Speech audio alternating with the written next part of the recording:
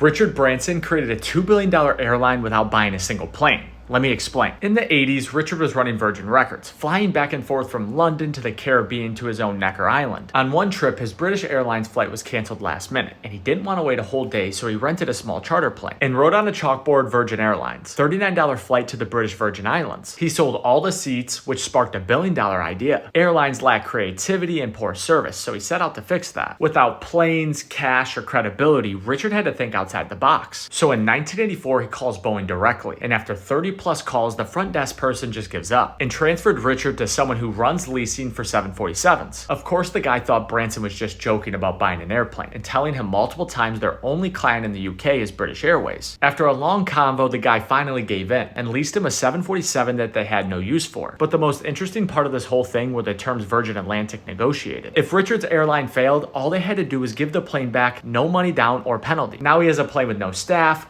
operating license, or airplane slots, which is the most valuable thing for an airline. So he had to hire experienced executives, pilots, and staff fast, while also negotiating airport slots with regulators. A few months later, Virgin Atlantic's first flight from London to Newark happened. Using high-end service, entertainment, and better food made it feel like a party in the sky. But it wasn't that easy. British Airways took this as a threat and started a PR war, even going as far as hacking Virgin Atlantic's system to steal their customers. So Richard sued and won. Branson gave all the money to the Virgin staff, calling it a British Airways bonus, becoming a hero instantly of an underdog taking on a giant. Fast forward, Virgin Atlantic offers 28 international flights and looking to expand into the Middle East and Africa. But that's not all. Richard's now looking into space travel with Virgin Galactic, which is said to begin flying in the summer of 2026 for $600,000 a seat.